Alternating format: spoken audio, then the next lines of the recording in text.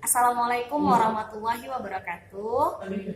Selamat pagi anak-anak ibu semua. Hari ini kita akan melanjutkan pelajaran perbankan dasar kita untuk materi menghitung bunga tabungan, rekening tabungan, di mana kita hari ini masuk metode yang keempat, yaitu metode floating. Nah, jadi semua ibu harap semuanya benar-benar diperhatikan dan dipahami. Nah, karena ini akan masuk ke dalam bahan ujian kita nantinya. Oke, jadi selamat menyaksikan. Nah, jadi hari ini itu kita masuk ke dalam metode perhitungan bunga tabungan berdasarkan metode floating. Nah, floating itu maksudnya, jadi bunganya itu kita hitung berdasarkan lamanya dana itu mengendap di dalam tabungan, tapi suku bunganya berubah-ubah sesuai dengan perubahan suku bunga. Nah, jadi nanti ada waktu-waktunya suku bunga itu akan berubah, tidak tetap dia dalam satu bulan itu misalnya 12%. Nah, jadi floating itu suku bunganya berubah-ubah. Nah, jadi di sini sudah ada contoh rekening tabungan Hastuti periode 30 Juli 2017 mulai dari tanggal 1 sampai tanggal 28. Ada 4 transaksi dalam bulan Juli. Nah, ada saldo. Nah, paham semuanya ya, saldo apabila dia bertemu di kredit 80 juta, maka saldonya akan bertambah 200, 272 dan dikurang dengan penarikan tunai di tanggal 28 jadinya 220 juta saldonya. Nah, di sini kita masuk metode floatingnya, ada ketentuan selama bulan Juli suku bunga berubah-ubah. Nah, berubahnya mulai dari tanggal 1 Juli itu suku bunganya 9%. Nah, yang ini. Nah, 1 Juli bunganya 9%, pada tanggal 8 Juli suku bunganya berubah jadi 12%, pada tanggal 15 Juli suku bunganya berubah lagi kembali menjadi 9%, nah 20 Juli 12% dan tanggal 25 Juli itu 12%. Nah, jadi perubahan inilah yang dimaksud dengan metode floating tadi. Nah, jadi sekarang berdasarkan ketentuan yang sudah ditentukan ini, kita disuruh untuk menghitung berapa bunga tabungan yang diperoleh oleh Astuti selama bulan Juli.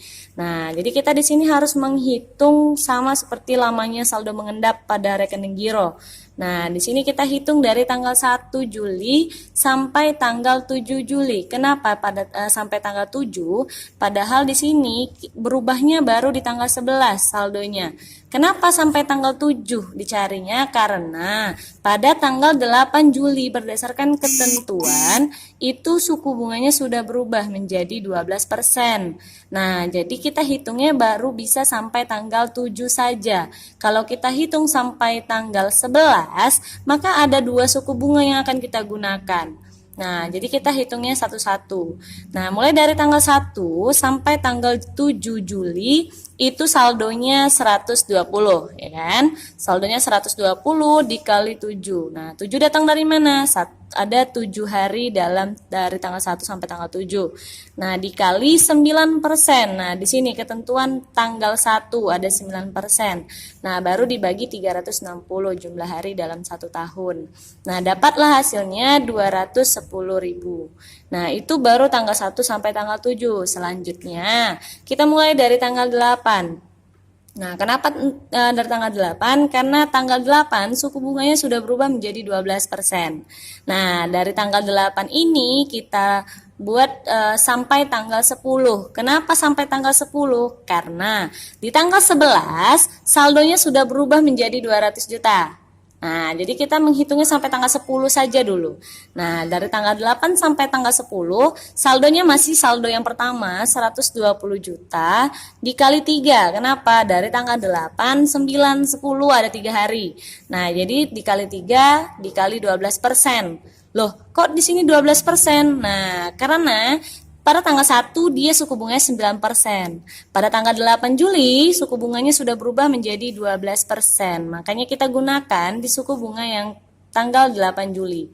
Nah, dibagi 360 dapatlah hasilnya 120 juta. Begitu kita kerjakan seterusnya ya, dari tanggal 11 sampai tanggal 14. Kenapa sampai tanggal 14? Padahal dari sini tanggal 11 itu harusnya sampai tanggal 22. Nah, kenapa sampai tanggal 14? Karena di tanggal 15 itu suku bunganya sudah berubah menjadi 9%. Nah, jadi dari tanggal 11 sampai tanggal 14 itu suku bunganya masih 12%. Di tanggal 15 suku bunganya baru berubah menjadi 9%. Berarti di transaksi selanjutnya. Nah, perkaliannya semuanya pasti sudah paham. Nah, di sini tanggal 15 sampai tanggal 19.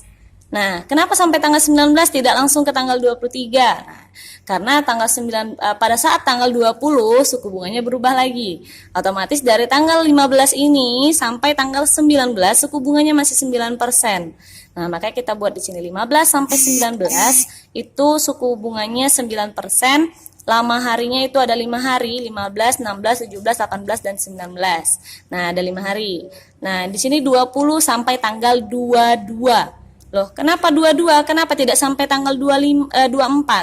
Nah, karena di tanggal 23 itu saldonya sudah berubah lagi menjadi 272. Jadi kita masih menghitung di saldo 200 juta. Nah, jadi di tanggal 20 sampai tanggal 22 saldonya masih 200 juta. Dikali bunganya itu masih yang 12%.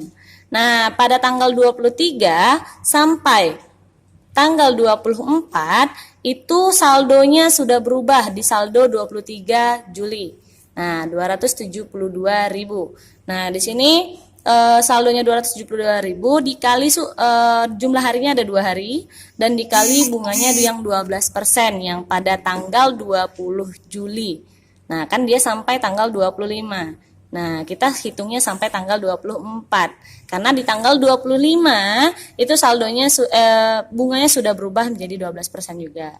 Nah, jadi tinggal masukkan saja dan yang terakhir dari tanggal 28 nih. 28 saldonya sudah berubah menjadi 220 juta. Nah, di tanggal 28 saldonya 220 juta sampai tanggal 30. Kenapa? Karena periodenya sampai tanggal 30 Juli.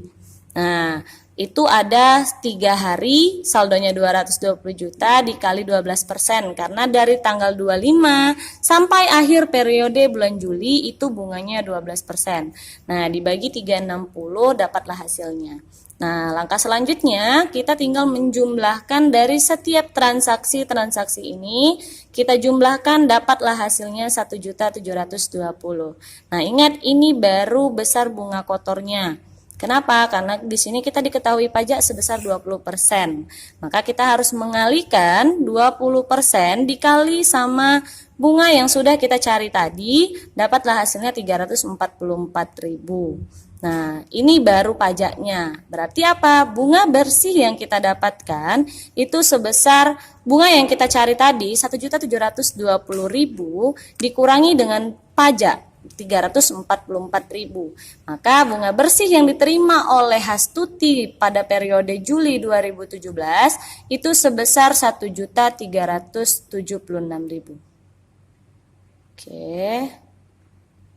Nah, jadi itulah metode menghitung bunga tabungan dengan metode floating.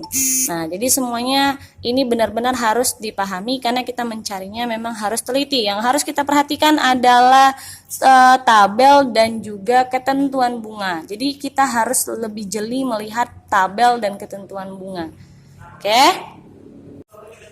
Nah, jadi itu dia penjelasan tentang metode floating pada rekening tabungan di pelajaran perbankan dasar. Nah, jadi semuanya dicatat di dalam buku catatan. Selanjutnya nanti Ibu kirimkan tugas yang memang harus Anda kerjakan untuk menambah nilai rapornya nanti.